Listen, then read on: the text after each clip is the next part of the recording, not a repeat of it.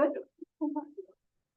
Thank you, everyone. Welcome to the July 24th, 2025 meeting. I'd like to start the meeting with a pledge of allegiance.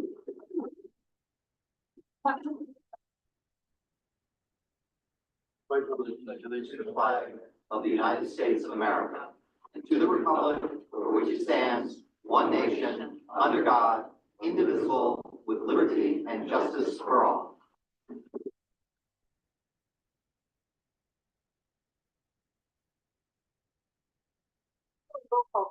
Great. Sarah Lansdale. Present. Kevin Harvey. Present. Sandra Cochran is absent. Chris Damiano. Present.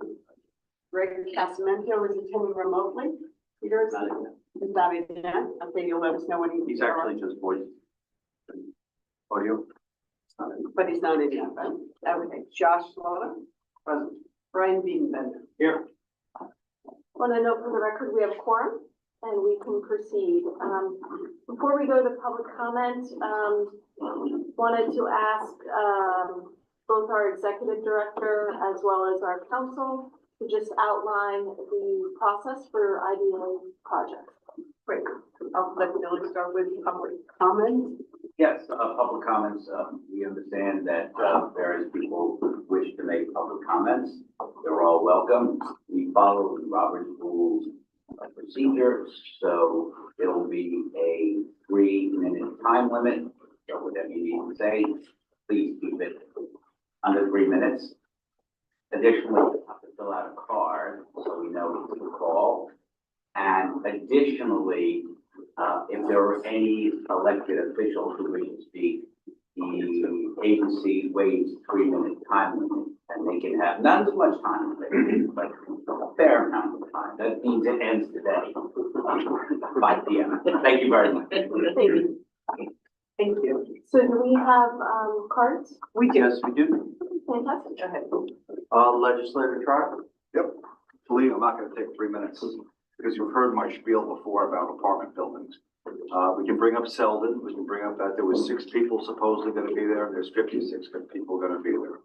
I estimate that probably about 10, given the amount of children from this project and like the Kings Park project. And they'll be paying $95,000 a year in taxes, about $60,000 when you go to a school district. That educates less than 2 kids. So what you're doing is you are taking the burden away from the developer and putting it on the taxpayer. This is a recipe for disaster. You think you're doing the right thing, but you're not. Because everyone in that community will be paying more taxes because they're not paying their fair share. Now, what happens in these projects, as we've seen multiple times, is they build them and then 6 months after the ink's dry on the CO, certificate of occupancy, they sell them to a Broxmire, to a huge developer who now has billions of dollars and is now getting a tax break where my constituents are paying for it. This is wrong. When you look at the analysis, this part provided by Grow America, the first sentence I read in it is, oh, it's a not-for-profit. So they have $3 million worth of revenue. So I go look at what the people are making in that. The CEO is making $700,000 a year, and about 5 other people are making $250,000 a year. So you're spending our tax money to hire these people who are bloating them to provide you with this report. And if you read the last page of the report, the disclaimer, it basically says, we're not a bank. We really don't know anything about this. We think it's factual. It was provided to us by the developer. I don't see any I shouldn't say that. I do see taxpayers up there, but I don't see anybody on that board who doesn't have a vested interest in unions. God bless you. You want you guys to work? I want them to work. But this is the wrong thing to do. If you want to bring industry here and bring jobs, that's fine. This is a short-term construction job and a long-term benefit. There's 2 other projects in my district, actually just outside of my district, that didn't ask for an IDA. They built apartments. They're making money. There's nothing that we should do. We should not be granting these people a tax benefit. And it's going to put stress on the education, the emergency service, and most importantly, the quality of life. Because never in my life have I seen a apartment building shoehorned into a shopping center where they already got a variance reducing the number of spots 25 years ago from 214 down to 134 spots. And now they're putting a shopping center in. People criticize me for calling it Queens, but guess what? You are turning this place into Queens. In the United States of America, the average per square mile person is 95 people per square mile. The highest state in the union is New Jersey, 1,221 people per square mile. If you took Nassau and Suffolk together, it'd be 2,480 people per square mile. Now you're saying, oh, Nassau is, guess what? It's very, very, very populated. If you took Suffolk by itself, it's 1,700 people per square mile. You are turning this into a city. You should not be doing this, and certainly you should not be granting a tax benefit for this. Thank you very much.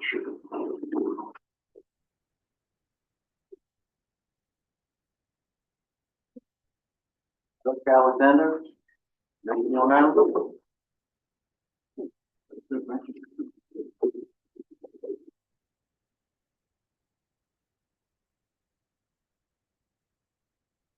I'm the director of Vision Long Island and founder of Long Island Main Street Alliance. Great to be here. We did the visioning plan for Kings Park in 2017, 2018. And there are multiple components to that. We worked with the local community, over 600 people came out. We wanted walkability, better pedestrian safety. They wanted better lighting, beautification, public space, new restaurants. They were supportive of sewers and they were supportive of some housing. They wanted lower density housing than other downtown revitalizations like Patchogue, like Westbury, like Mineola, like Bay Shore, and Farmingdale were all 500 units plus for the business district. So the Kings Park plan was shrunk to maybe 200 units or so that you could get into that area based on the zoning, possibly. But it was recognized that an economic engine is needed to get feet on the street to support the new developments.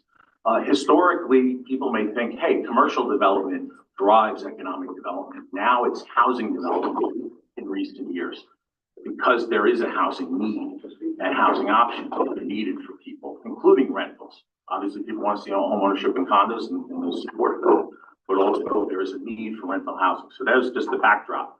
So again, this project received its approval in the town of Smithtown. We were at a hearing. There were more people speaking in favor than against. So we saw that, we heard that. So for the purpose of today, we do support the SCIDA application. We would also say that if we hear about school district impacts, we've done a study that shows for transit-oriented development housing, that it's an average of under 3 kids per 100 units. These are not units that are meant for children. I've never seen a playground in these forms of TOD housing. I've been in about 60 of these developments. I've never seen a kid. They're not built for that. They're built for folks in different stages in their lives, whether it's divorcees, whether it's for young people, if it's for seniors, 65 is the new 55. People want to live in town and live in their neighborhood when they can't manage their houses anymore, but also younger people want to be in downtowns. And obviously there is a support in Kings Park for more restaurants and more vitality and more activity. So you do need some kind of jolt. Now, last point. Yeah. Okay, sure. So we've never seen an IDA project tied to a TOD that wasn't tax positive, meaning what the lot pays for now versus what the benefit, with the benefit and the new development, it pays for itself and then some. It actually subsidizes the single family neighborhoods to have these types of developments. So I'll end there. Thank you. Thank you. Bob Soto?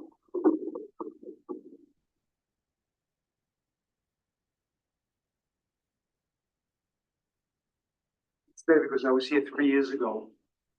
There was a developer that wanted to build an over 55 development, and he was asking for a tax abatement. He's building the development now. He got the abatement, and the reason why he wanted the tax help was because he had to put in a sewage treatment plant and do lots of other things. Well, development is underway. It's more than 50% done. People are living in there already. There's no sewage treatment plant. He did not build one. He was allowed to put in temporary cesspools. And we understand now he's going to be building a pipeline from development to the Nob Hill condominium complex in Ronkonkoma, which has a sewage treatment plant. So I'm trying to find out who's paying for the sewer line, first of all, because they put in a brand new pump in another area that's a relay that takes the waste to Nob Hill. Did anybody claw back the money, abatement money on that sewage treatment plant? I don't know. I can't find out. Tried to find out. I hope the IDA is aware that things like this happen, and the IDA takes a look to see if the developer went according to plans. It was on the working drawings, the final working drawings, and to see if they actually complied with what they were asking for.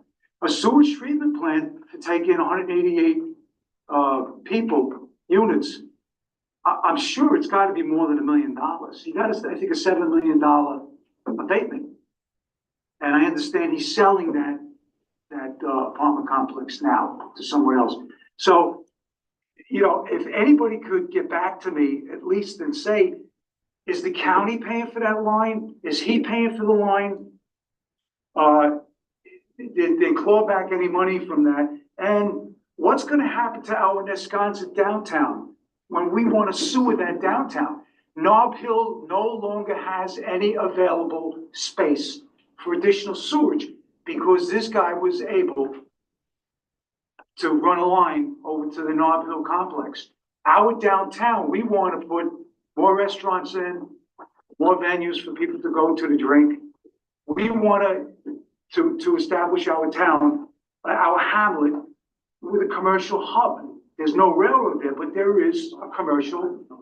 There's probably 100 stores there. We can't do that anymore. There's no available sewage treatment plant. So please, I'll, you know, you have my name. I'll give you my other information. And, you know, this is really with an abatement. It's like a government project. There are no union guys working there or girls working there. And I don't know if anybody's getting prevailing rate. Thank you. Thank you. Mr. Soto, you asked for where you might get that answer? Yeah. The Suffolk County Sewer Agency would have to approve that. If you live in Wisconsin, Legislator Kennedy is probably your county legislator. Right. And she can help you get the answer about did they approve it and who's paying for it. I'm still waiting for the information. Okay, well, I'll follow up with her again. sure, that would Thank be you. your best Thank you. path to get what you're looking for. Thank you. Timothy McCarthy.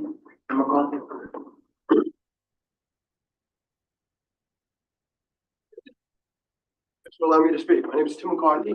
I'm with IBW Local 25, representing finest electricians in Nassau and Suffolk counties. That being said, I want to speak on behalf and in favor of the Bartone project for Kings Park. We've seen what TOD developments have been doing around the region over the last decade. And it's important. I mean, I'd be preaching to the choir if I went over all the stories of success in all these regions. But one thing that struck me was when there was a town meeting being held in Smithtown, the amount of residents. So I'm here representing a lot of electricians in Essex, Suffolk County. Many of them live in Kings Park, in the Kings Park area. Would love to have the ability to live in an apartment and have that kind of flourishing downtown. But back to that meeting, I was amazed as to how many folks were in favor of the project because they were tired of walking past empty stores, and just a lack of development in the area. There's nothing to attract anything there right now. And I think this is one of the things, this could be a catalyst that is going to attract things to the area. So I think an IDA levy would be appropriate in helping spur a lot of that economic development in the area. That's what I want to say about the project. I hope that you see it through. All right? Thank you very much. Thank you.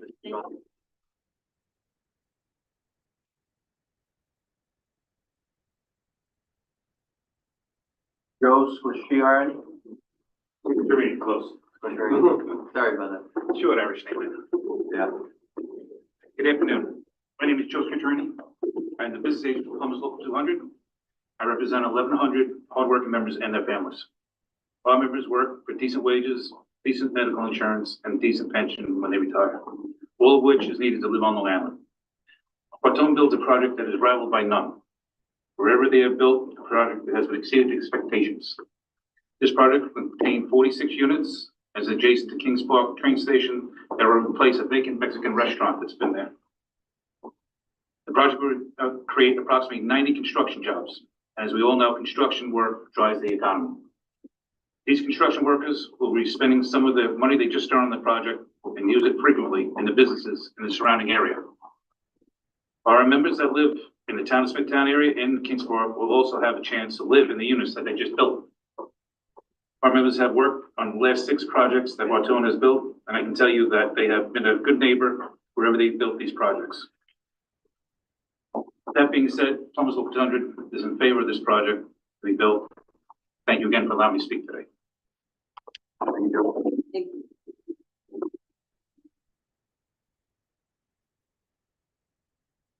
Bazaar? That's it? Sorry. Good afternoon, everybody. I'm not here because I'm happy. I'm here because it's 2:30 in the afternoon on Tuesday, and all the people who are so quote unquote excited about this crap project that's being crammed down our throats are at work right now. It's 2:30, it's 12:30 on a Tuesday. Everybody who's under the age of 50 is at work right now. And that's one of the people who I represent, people under the age of 100 who are trying to make a living on this island.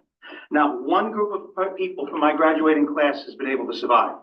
Every time I look, somebody passes the buck and makes it so that we can't speak or have an idea, and everybody else wants to line everybody else's pockets at my expense.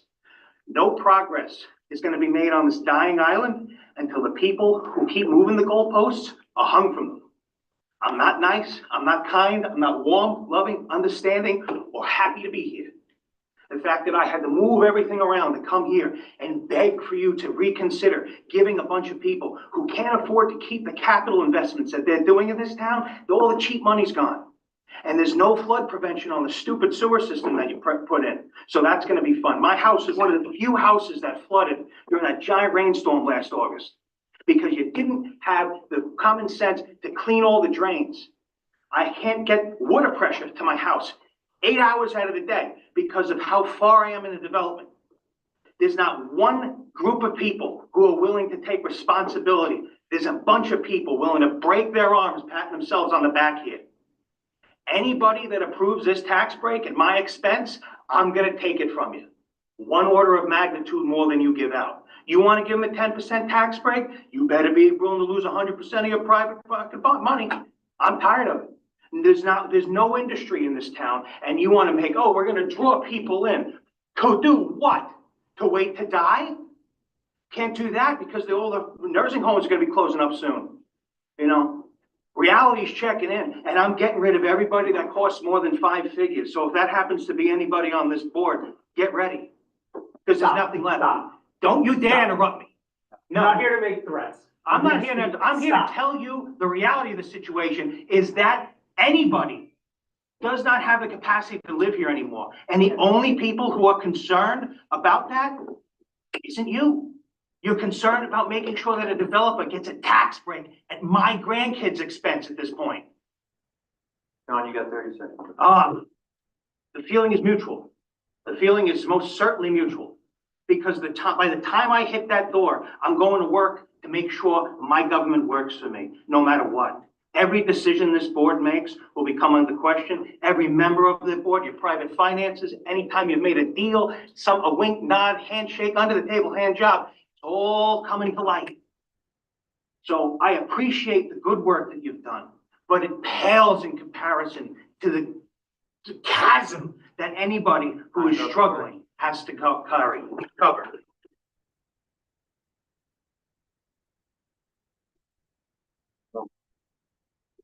Jesse Phillips?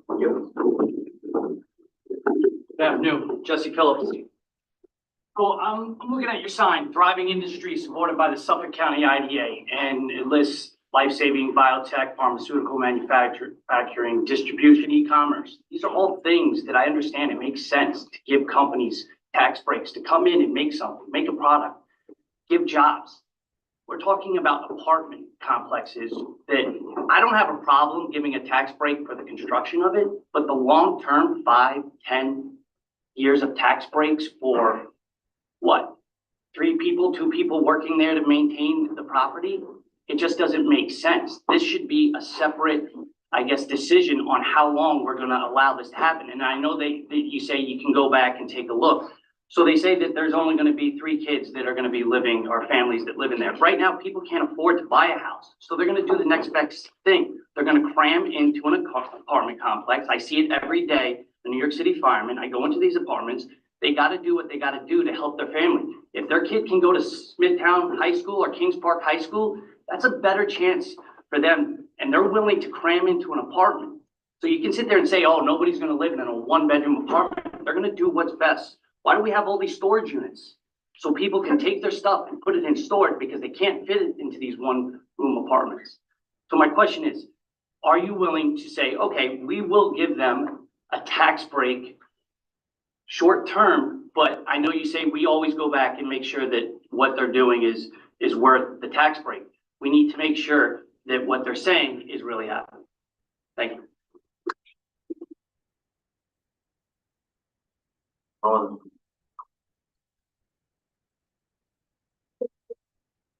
Would like to be heard? Then I'll close the public portion and move to business. First item is the TBB Holdings, LLC Cornerstone at Kings Park. Thank you, Sarah. The matter before the board today, TTB Holdings LLC, also known as the Cornerstone Kings Park. The project is to create a 46-unit multifamily apartment complex in a 3-story building with on-grade and underground parking. It also includes the demolition of a vacant restaurant, 1 acre of land clearing, construction and installation of HVAC units. And the completed project will include 2 studios, 25 1-bedroom units, 10 1-bedroom with office units, 9 2-bedroom units, and will also include 5 affordable units as per the Suffolk County IDA affordable housing policy at 80% AMI. The building will have secure entrances, fitness center, club room, and various amenities in the apartments. The applicant is requesting sales and use tax and mortgage reporting tax exemptions, as well as a property tax abatement.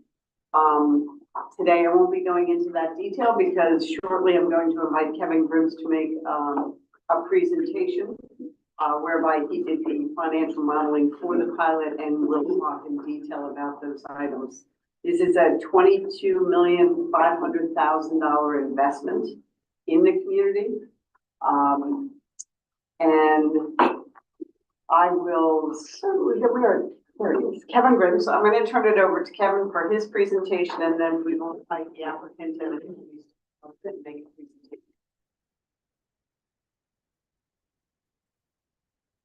Good afternoon, Kevin Grims for America. I'm here to present the findings of our analysis of this application, the request for IDA financial assistance.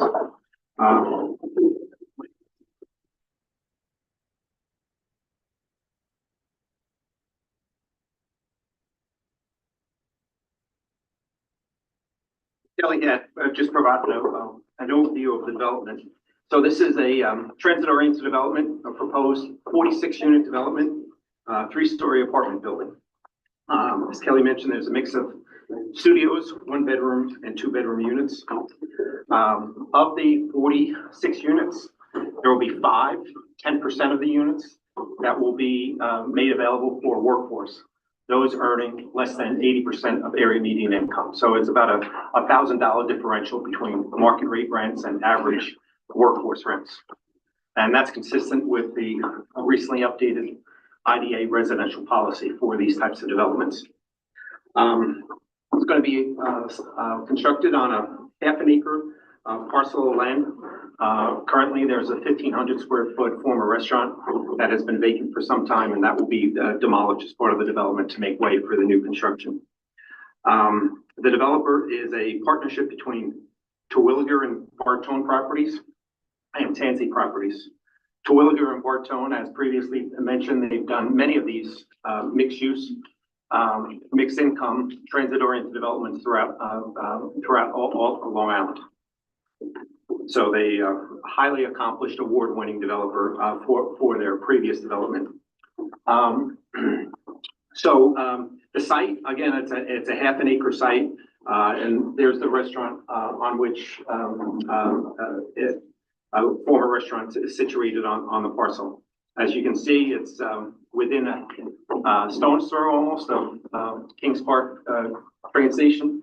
So this qualifies as a transit-oriented development, and it's consistent, as Mr. Alexander mentioned before, with the visioning process that the Kings Park community put together a few years ago. Again, these are just the individual rent rolls. 10% will be market. The average rent for the workforce units are about $2,300, and that's about $1,000 less than the proposed market rate developments. This development, as in most, is a conventional debt and equity structure. 65% debt, 35% equity. Of that 35% equity, part of that is being contributed in the land value for the half acre parcel of land. The development costs have significantly increased over the last few years, based upon building materials, land, as well as, in this case, there's a requirement to build sub-level parking, 29 sub-level parking spaces. So that adds over $1 million of expenses. And that's partly attributable to why the development costs are almost $500,000 a unit. The cost for these units have increased quite a bit, and this is not unique to this development. We've seen very high increases to development costs for these residential products. So in terms of the pilot, your uniform tax exemption policy authorizes up to a 15-year pilot schedule, and your uniform tax exemption policy starts that at 60% abatement. And then that abatement declines on an equal level over the term of the policy. So this proposed pilot is fully in line with your published uniform tax exemption policy. Over the 15-year period, the property pay on average $151,000 annually. That's almost $3,300 per unit. And the average at 151 is almost a 62-time multiplier of the existing taxes that are paid on the parcel right now, which is a little bit more than $3,000 on an annual basis. This is the actual schedule. Again, it starts at 60% and it declines by 4% each in the subsequent 14 years. So what is paid over those 15 years is $2.2 million, and there's a savings of $951,000. So put it in perspective, yes, it's a tax savings, but it's a tax savings of 30%. So the development's going to pay 70% of full taxes over the term of the pilot. In terms of the total financial assistance, as Ms. Murphy had mentioned, there's, in addition to the pilot, there's a sales tax exemption on the building materials, as well as a mortgage recording tax exemption on the proposed loan. Over the term of the 15 years, there's $2.2 million of pilot payments and a savings of $951,000. So if you look at the savings between the pilot, the exemption on the mortgage recording tax, and the exemption on the sales tax, the total IDA financial assistance package is a little bit more than $2 million, which is 9% of the private investment, the $22 million investment that is being invested in Kings Park by the development team. We looked at a financial analysis which underscores why these savings are needed. when full taxes are factored from year one, it makes the economics very challenging in terms of the debt coverage ratio to meet the lender's expectations, as well as reasonable returns from the investors. The savings, especially in the early years, is very important for establishing and being able to demonstrate that the developer would be able to attract the debt and equity that's necessary to build this.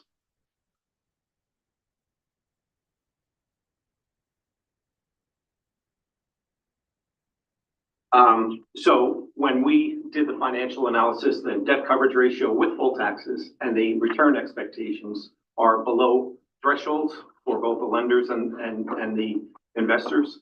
So this proposed pilot, starting at 70%, starting at 60% abatement, provides those necessary savings in the early years to meet those necessary thresholds. We always look at the project benefits as well as the public benefits. In this case, there's going to be $2.2 million of taxes paid over the 15-year term. We also look at the value of the workforce housing, the 10% that's set aside for workforce housing, and the IDA fees. So there's a total of $3.6 million of public benefit as opposed to the $2 million of savings provided through the mortgage recording tax, the sales tax exemption, as well as the pilot. So that there's a pretty significant net public benefit. As was mentioned, there will be 90 construction jobs during the 18 to 24-month construction period, 4 permanent positions. This proposed development, newly constructed, well-designed building will replace a long-time vacant building and an underutilized parcel. There's plenty of parking. It's a lot of parking, especially given the fact that it's a transit-oriented development, and a lot of 29 of those spaces will be below ground. And then, of course, the additional spending power will help and strengthen the retail trade on the surrounding retail businesses in downtown Kings Park. And with that, I'd be happy to answer any questions. Thank you so much for your presentation. Questions from the board? Kevin, I have a couple. Public benefit of 3.6 million. Does that include what I think in your report here, you have a yearly economic development benefit of 1.2 million? I'm sorry, the 1.2 that you're referring to is what? I thought that was the local economic benefit from the, I'm trying to differentiate between what the public benefit and that number was. Yeah, well, we identified the 2.2 in taxes, the value of the affordable housing plus the IDA fee, that's 3.6. And then the project benefit are all of the savings, which amount to 2. So the net benefit is about 1.6. Okay. But that doesn't include the multiplier effect of the local construction jobs during that construction period. One of the things I wanted to address too is the gentleman before in the public session mentioned about, you know, the length of program and what the benefit was. Just using your numbers here, the current taxes for the first 5 years on that piece of property is $20,000. Over the 5 years of the pilot program, the benefit will be $500,000 for the first 5 years of the program, if I'm doing my math correctly. Years 5 through 10 would be another $20,000 on the current situation, you know, undeveloped. And the benefit with development, the new increment of tax rates would be $775,000 over those 5 years. All of this adds up to the 2.2 million. I'm just trying to make a comparison. And the last year again would only be 20,000 on undeveloped property. And the last 5 years of the pilot program would generate almost $1 million. So just to put things in perspective for the public to realize is that just throwing big numbers out there on a smaller scale, on a micro scale, you can see as the land lays dormant that there's very little public benefit. But every 5 years it increases drastically to the end of the pilot program where it shows a huge benefit. Because the end of the pilot program is still only, if it was 15 years of undeveloped land, it would still be $20,000. but it'll be generating $2.2 million in revenue with the project being completed, correct? All correct. Yes, thank you. Yeah, and I just looked at the average. The average paid is 150, which is 63 times what is currently being paid with the land. Thank you. Brian? Well, during the public portion, a couple folks asked some questions, and I thought maybe I'll ask you questions you answer, and maybe they'll answer those too. So there's a pilot program here, so there's numbers listed, but those are estimates. Under this, they would pay a percentage of whatever the assessor in the town determines the taxes on that property is, right? So these aren't fixed numbers. It's not like this is exactly what they're paying in the pilot program that you had up there. It would be, they're gonna pay that percentage of the full taxes, whatever the town assessor determines they are. So we set a maximum, and then the assessor sets the rate, and that's what they pay. Is that correct? Yes. Okay, for the mortgage tax, we set a maximum, but when they actually file the mortgage, whatever that value is the maximum amount that they can get the mortgage tax benefit on. Correct. And the sales tax is the same thing. So we set a maximum, and they show receipts for everything that they did. They can based upon actual. Yes. So I think Mr. Soto, well, okay, good. That's for you. So that sewage treatment plant that you were talking about, if they didn't build it, they wouldn't be able to claim sales tax credit for purchasing the equipment for it, because we said it not to exceed, but they have to give us receipts. So I don't know what happened there, but they wouldn't get a benefit that they couldn't show receipts to claim the sales tax benefit. They wouldn't get a benefit for the mortgage that they couldn't show that they finally filed with the county clerk for an actual mortgage, and their property taxes will be whatever it is. And that's my last question, Kevin. Do you have any insight into why the taxes on this current property seem to be so low? No, It just seems, it seems that these taxes are very low, even if there was no. I asked a question, it was double checked. It was, pardon me, information that was verified with the assessor. And recall, there's two parcels of land. One is 0.48. So the taxes attributed to the project are 0.48. We did bring in, because they are disturbing up to a full acre, to demo the restaurant and to extend the parking. We did include 0.5 of the 1.73 in the base taxes, in, you know, what remains constant in terms of taxes on that land. And shortly, when we bring the developer up, they may have some thoughts about why the taxes are what they are in that area. You know, it's been underutilized for a period of time, I believe, so. Any other questions for Kevin? Yes. Kevin, thank you again for always a comprehensive report. You know, I know some of the speakers are concerned about, you know, obviously, you know, developers come in, they're wealthy as opposed to, you know, the average resident, and, you know, they shouldn't be receiving some sort of a break because they have all the money in the world, they can afford it. Now, obviously, we look at, you know, a project by project basis, and, you know, in this particular case, you know, they have to go to a bank, they have to get financing, and obviously you're not going to get a loan unless the numbers work, right? And so I know under the financial return summary, it says, you know, typical market that they're looking at on returns for debt coverage ratio, cash on cash return, et cetera. Could you just explain each one of those four categories? And, you know, when you say typical in the market, I'm assuming that's based on what the bank would typically require, correct? The bank and investors. Bank and investors. So could you just go through those four points there, talk a little bit about, you know, what the metrics are, what they mean, and, you know, if those metrics weren't met, what would happen? Right.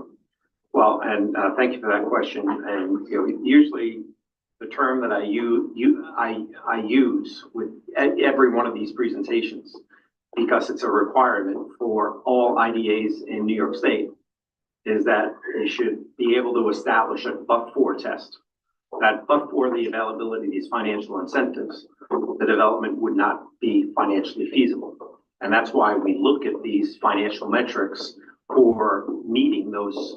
And for every development I have presented before you over the last few years, you look at the debt coverage ratio, which is the net operating income as a percentage of debt service. And most lenders are looking for 1.25 and higher, the higher the better. Without the savings, that debt coverage ratio would be less than what that required metric is. From an investment standpoint, we look at three investment standpoints: cash on cash, yield to cost, and internal rate of return. Cash on cash is the cash invested in exchange for, the cash flow earned out of the development in exchange for, measured against the equity that is contributed into that. The yield to cost is the net operating income as a percentage of development cost. And the internal rate of return is all financial benefits measured over time. And we're measuring this 15-year period of time.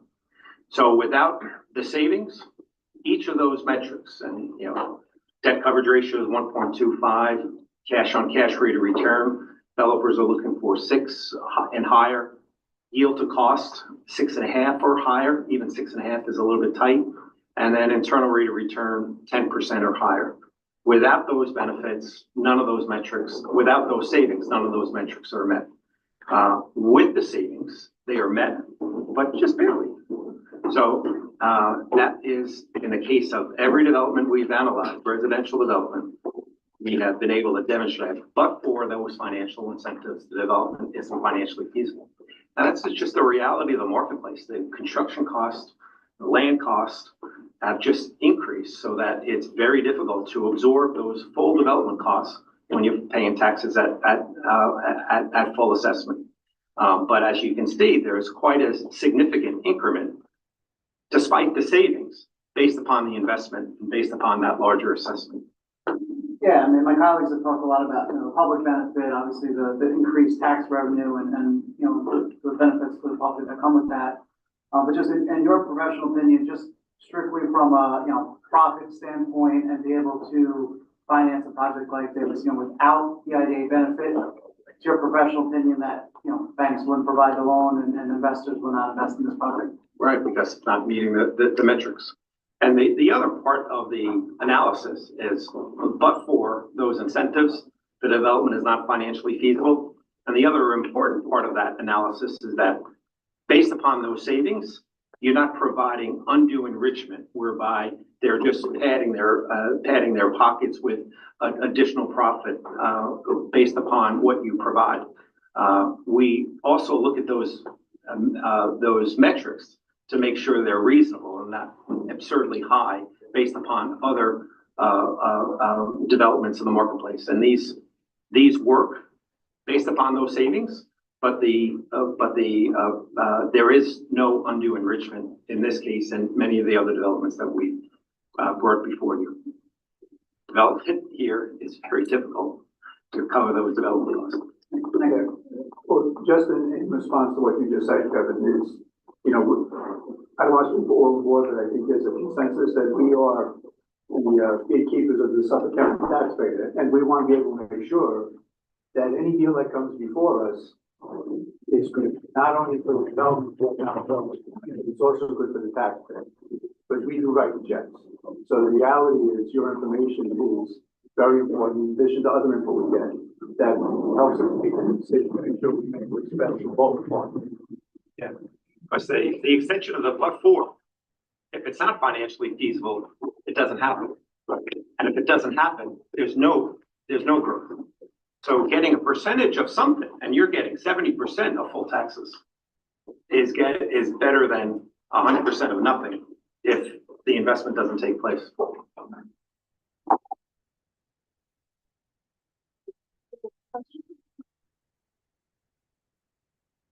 Thank you.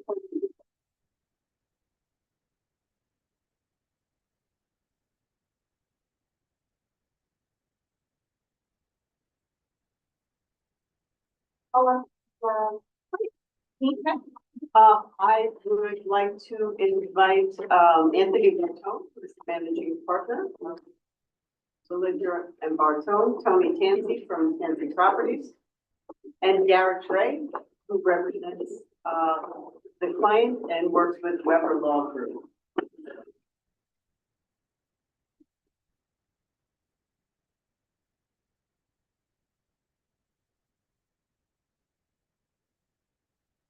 Afternoon. Good to see all of you again.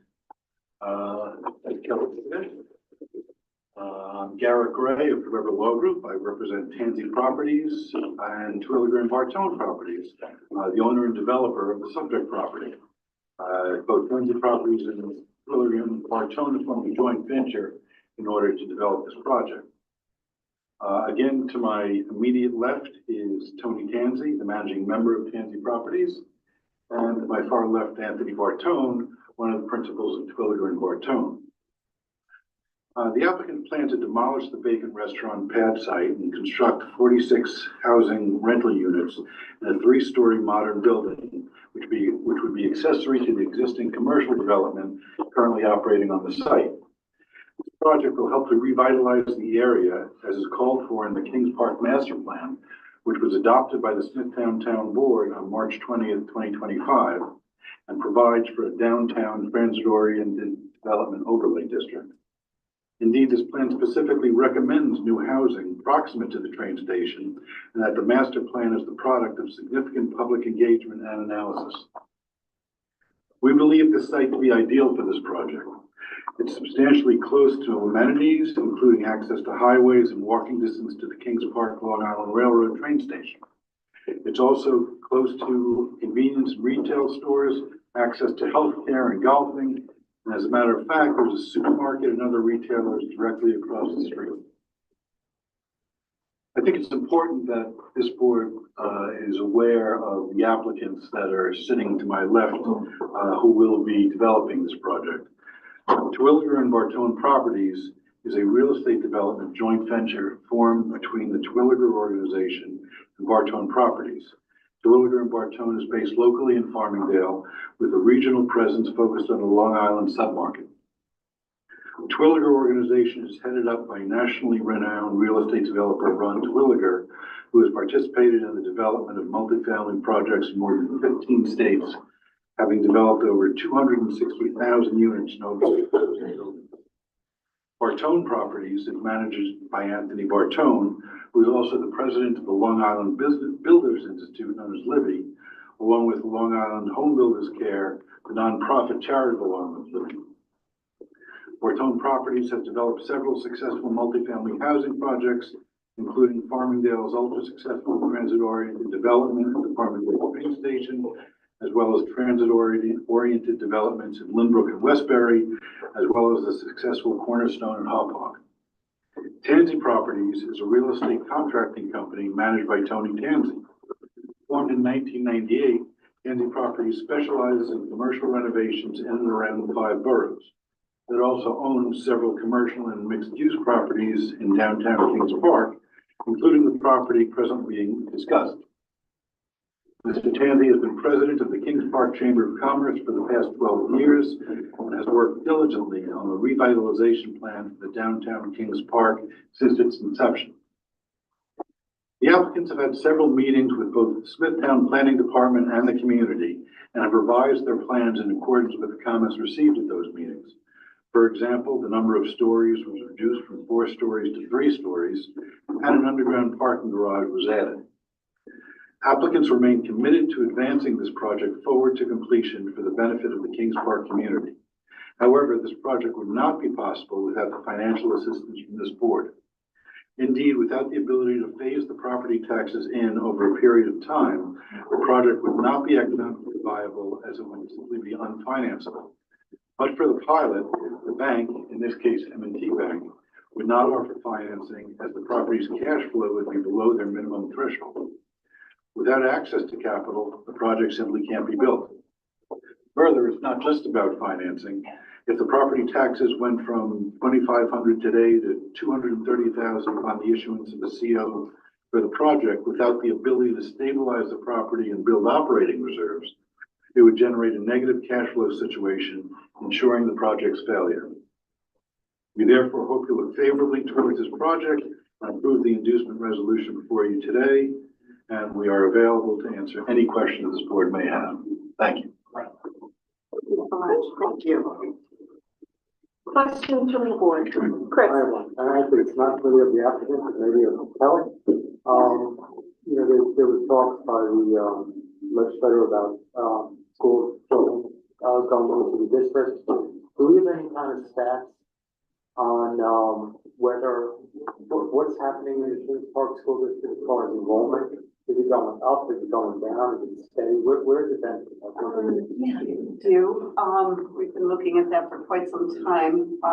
Enrollment is down. I'm on the school board. It's down. Yeah, we're showing, thank you. Newsday actually did a very comprehensive report, looking at school districts across the county from 2012 to 2022. And Kings Park was down 29.3% during that time. And then most recently, I guess in 2021, there were 2,799 students. And this past year, it's down to 2,619. So they do continue to see declining enrollment, unfortunately. Was that, math, very quickly, was 180, kids down? Is that the number over the past number of years? Yes. I'm not sure what direction that's trending in, but it doesn't seem to me that adding some kids to the school district is going to dramatically change things over at that school district. Right. If anything, I would think it might help a little bit. That was really my question. Yeah, and I would also defer to Anthony. I know we had a conversation regarding, you did an analysis of what was anticipated as far as school children. Can you speak to that a little bit? Yeah, there's a number of studies that were done. Eric stated it well because he focused on TOD project, Trans-Oregon Development, suggesting that this project would yield 3 children. There's 2 others we can point to. One was done in 2021 by a group called 4 Ward Planning, and they studied projects around Long Island. It's important to note that their conclusions included projects that have up to 3-bedroom units, and in our experience, that's typically where you'll see the school-age children, if any, is in large units, of course. And just the state of fact, these buildings are professionally managed and are strictly regulated by how many people can be in each unit. And so the forward planning study, then there was a study prior to that by Stony Brook's Real Estate Institute in 2019. And those 2 studies concluded forward planning was 0.075 school-age children per unit. And then Stony Brook study concluded 0.09 school-age children per unit. So that, if you do that math and round up, that suggests 4 to 5 maximum school-age children in this development. So the range, if you use the TOD study that Eric spoke on, the range is from 3 to 5 school-age children based on these studies. And again, I just want to emphasize that the studies capture developments that have very large units too. Thank you. If I could just ask a question on top of that, and I mean, I've heard numbers in the past. What's the typical cost? Does anyone know what is to educate a child in a K-12 school district, per year? Roughly 30,000 or somewhere around there. Give or take. Okay. So even if you had 5 school-age children, it's $150,000 cost to the school district, and when this is at full taxes at the end of the pilot, I think it was about $230,000 a year. So it's still a net positive, for the school district if you base those numbers. That's accurate. Yeah. If you don't mind, I'd like to just follow up on with Justin about that. I myself am a commercial property owner, mostly all office buildings and industrial and that kind of property, where we don't generate any children whatsoever. There's no residential properties in our own portfolio. Just my taxes in the town of Smithtown that my company pays is just under $3 million a year for my commercial building. Again, no children being generated. And that's only my property. Every shopping center that you drive by, other office buildings, industrial buildings, gas stations, hotels, they're all paying taxes into the school district without generating any children. And I know let's try to have an issue with apartments. My feeling is that we pick on the apartment guys, and I'm not 100% certain why he feels that way. I think he thinks that you should be paying whatever it would cost on the children that's generated. But tangentially, if you look at it that way, then people that don't generate any children should be getting an 80% reduction in their property taxes, and that would benefit the if that was the case, and or any property owner that did not have children going to the school district, well, then why are they paying school tax? If, I'm being a little facetious, but it really is it's a circle.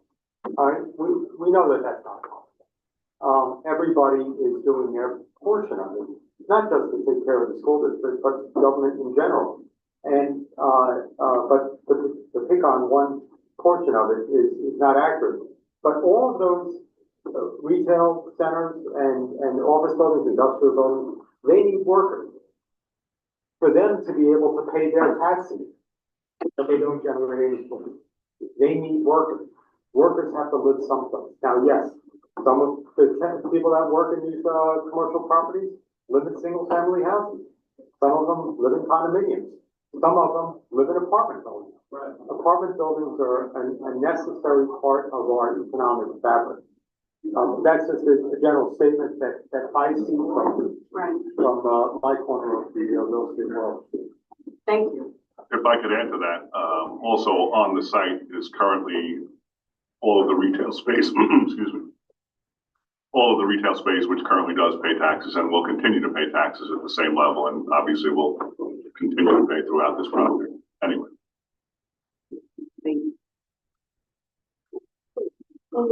Yeah, just had a question, obviously you signed off on the Long Island First policy. It does say the majority of your subcontractors are gonna be from Long Island, over 90%. The ones that aren't anticipated to be from Long Island, that generally still gonna be in the local, metropolitan area in New York City based on, or are you anticipating anyone coming from out of state? I just can't put down that it'll be 100% because you never know if there's an anomaly. Sometimes products are specified in particular in this project, we have national interior decorators that we call there who study trends and spec very elaborate finishes. So sometimes there'll be a finish that we can't necessarily source here. But typically we're hovering closer to 100%. We just have to put 90 because there's always an anomaly and we might have to just get something that's not available here on Long Island. But as our colleagues in organized labor stated, it's really almost all local employment. Okay. And just, you're aware with the policy, if for any reason you anticipate or you're going to bring anyone from outside of the state, you're required to notify us, while you're doing that. Well, I'll put on my Long Island Builders Institute hat for a minute, and people from out of state will not come into the state. And I'll tell you why. It's because we're the only state with a thing called scaffold law, and everybody outside the state has a New York State exclusion on their insurance. So they get disqualified from us the second they apply. So I just have to throw that out there. Just, I'm always putting little digs against scaffold law. For all of our lawyers in the room.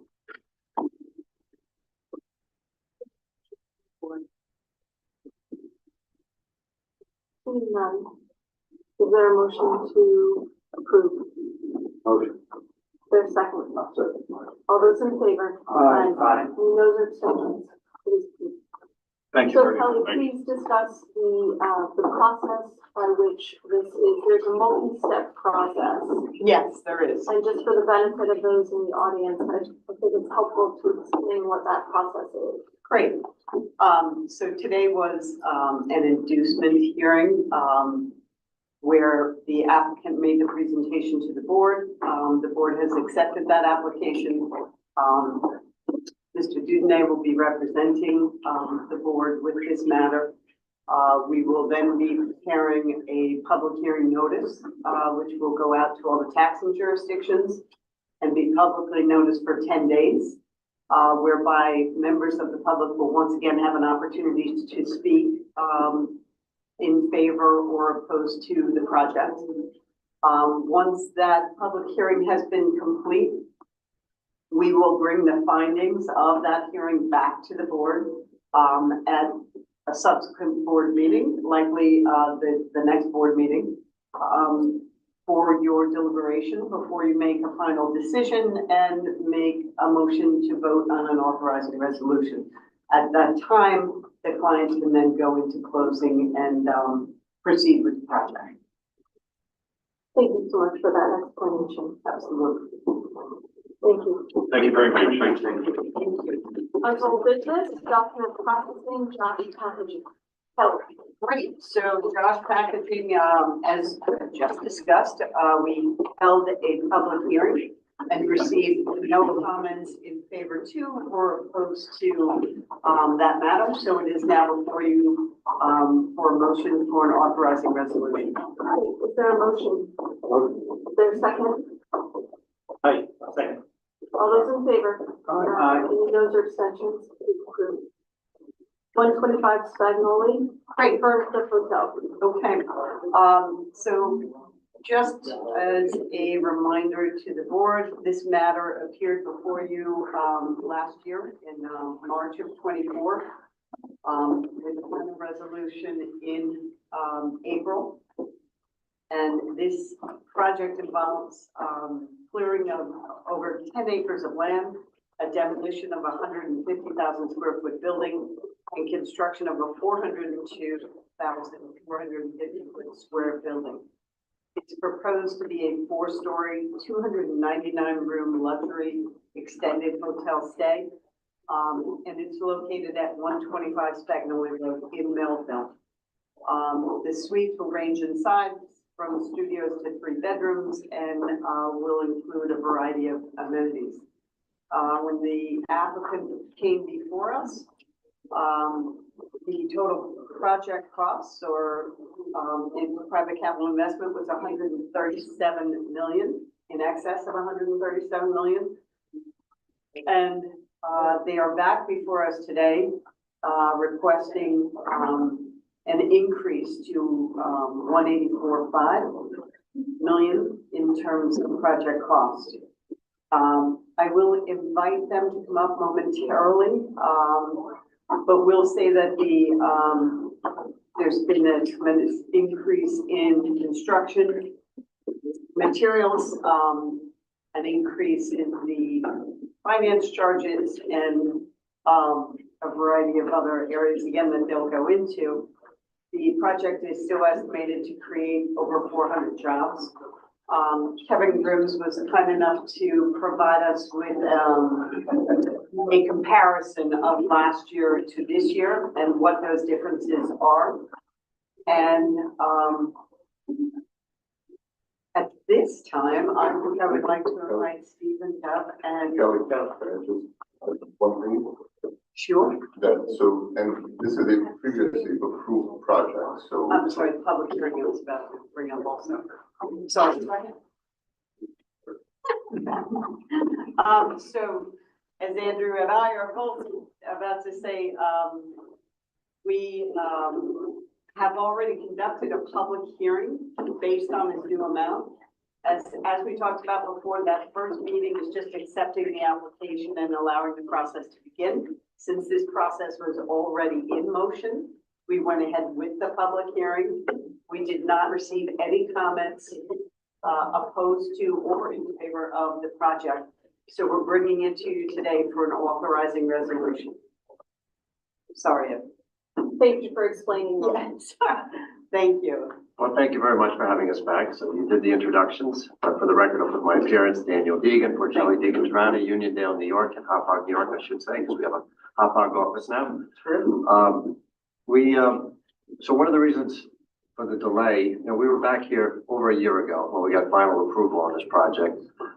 If you recall, the building that we're talking about had a company in it, a company which was already planning on shutting down its operations and moving. It took a while for that to happen. So that has kind of delayed us to now. They are out, the building is empty, and we're ready to go. But throughout the last year plus, we've been continuing to refine the numbers. As Kelly indicated, the construction costs, you even heard from Mr. Grims earlier. Just in general, costs just keep going up, up, up. Some of the interest projections, where everyone projected that interest rates would go down, has not happened. So that's resulted in interest costs rising and being as reflected here. So the project costs are going up, which means we're paying a bigger fee to the IDA. But the construction costs result in a need for a larger sales tax exemption. Rather than not have the additional construction costs, not have to have an additional sales tax exemption, but it is what it is. This is what we're faced with in order to accomplish this building. It's a great, it's the Melville corridor. It's going to service corporate executives in the area, empty nesters. So a whole panoply of people. There's a great need for this, and this is going to be a luxury product. It's going to drive a lot of economic activity to the Melville corridor. And we have a successful track record. The Dove organization, Beachwood organization, has a great reputation for pulling these things off and operating a first-class operation. And we'd expect that to continue here. So we're here, we're pretty much ready to go. We're just looking for an update to the project budget, which results in, because of the additional cost, the mortgage would be larger. So we're looking for additional mortgage reporting tax exemption to cover that additional borrowing that will have to take place. So that's what our request is today. As Kelly indicated, there already was a public hearing on this, and we're here to answer any questions. Thank you. Questions from the board? Seeing none, is there a motion? I know it's been a sizable increase in cost of funding. Look on your faces, you're not overly happy about it. I wouldn't be either. But it just begs the question. I know you know your numbers better than anybody, even with these sizable cost increases. Is this still a viable project for you, and you can go at it? Yeah, absolutely. Thank you. No other questions? Is there a motion from the board? I'll make it. There's a second. Second. All those in favor? Aye. Any noes or abstentions? It's approved. Thank you. Thank you very much. Thank you for coming. Thank you. Next up, Sunrise West Hills. Yes. So, Okay, this was, really complicated, so I'm probably going to include Melissa in my introduction. So Sunrise, just to refresh the board, this was a project that came before us back in 2017. Some of you, I'm sure, weren't with us at the time. But they are looking to sign ownership to new entities in a variety of stages. Melissa, do you want to brief the board a little bit, and then we'll invite the client and his attorney to come up and speak for them. Good. So the essential project is an assisted living facility, and due to a variety of regulatory and other reasons, so the original transaction has a real estate holding company, an operating company, and then a licensed operator through licensed through the Department of Health. And then that licensed operator has a management company that employs most of the employees on the site, and a nurse leasing agreement that because licensed nurses need to be employed through a different type of entity. So the original structure has all of those layers built into your standard ID street lease transaction.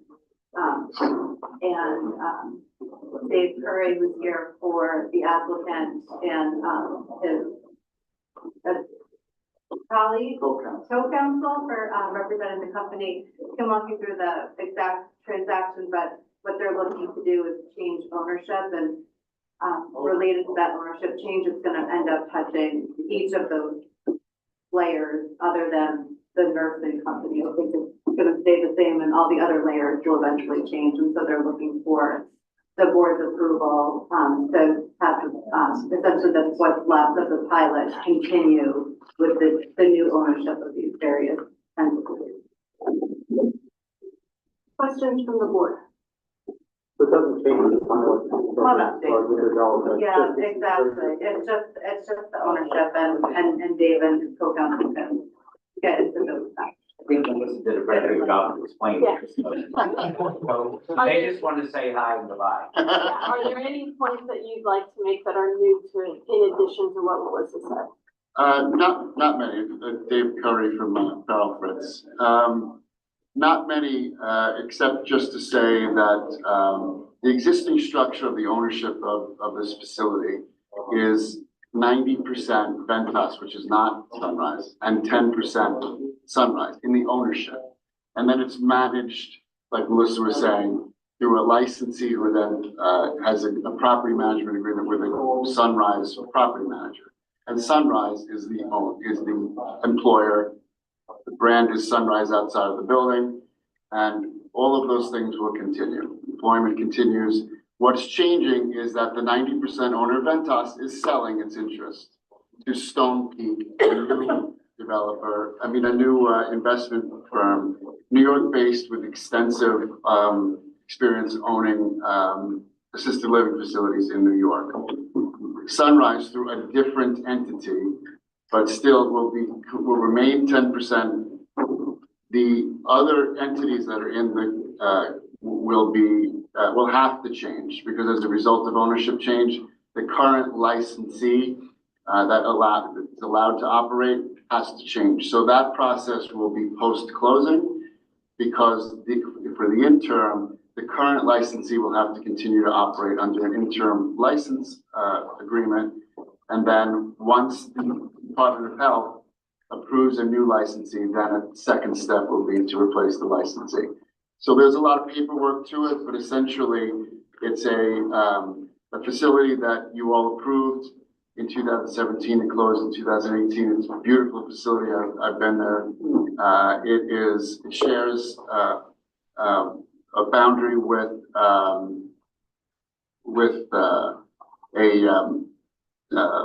facility that they do work with. That it's wonderful. They made incredible improvements to the entire neighborhood, the traffic signals and everything for the high school across the street. And I have toured the site as well. It is magnificent. It's wonderful. It really is. And so the applicant is asking for nothing new, but under the IDA documents, this sale of these upper tier and at the upper tier does trigger the consent right of the IDA to continue the benefits going forward. Fantastic. Thank you so much for that Sure. clarification. Any questions? Seeing none, is there a motion? Motion. Is there a second? All those in favor? Aye. Any for Thank you very abstention? much. Thank you. Thanks, Dave. Kelly, next item. A discussion that, Mr. Wrestler, I believe, wants to bring into executive session. Fantastic. Yes. And that's based on, I'm sorry, I got you while you were in the middle. Oh, no, that's okay. It's, regarding proposed pending or current litigation. I'll go on for you. Is there a motion to go into executive session for reasons for pending or current litigation? There's a second. All those in favor? We're in executive session. Great.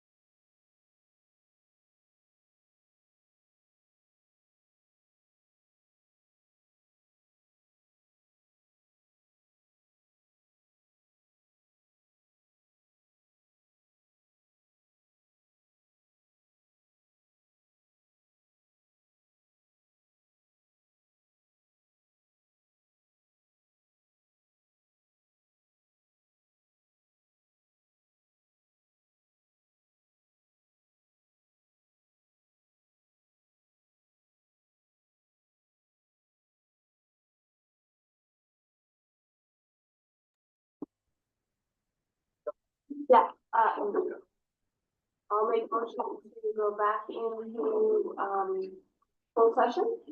There's a second? Second by Chris, all those in favor? Aye. Motion approved, we're back in session, public session. So, for, a summary of the items discussed, Kelly, would you like to provide a pre-or bill? I'll start, just to summarize, the discussion regarding Canon. It's, requested by the board for a monthly report. Canon reported their, FTEs, full-time equivalent jobs for the second quarter of 2025. And those were in excess of what their recommendation is, so they are still in full compliance. The other matter before the board was citation, and I will defer to council to discuss the resolution. Yes, it was resolved after discussion in executive session that with respect to citation, will grant their application to terminate their agreement with the IDA, and also the IDA will waive any recapture. Is that a motion? Second. Motion. Great, is there a second? Second. Second by Josh, all those in favor? Aye. Any noes or abstentions, it is approved. Great. Minutes. Minutes, from the, last meeting. They were publicly, they were distributed to all members. Is there a motion to approve the minutes? Motion. There's a second? Second. Second by Kevin. All those in favor? Aye. Any noes or abstentions, it's approved. Any other matters before? No, the, next meeting is August 28th. Fantastic.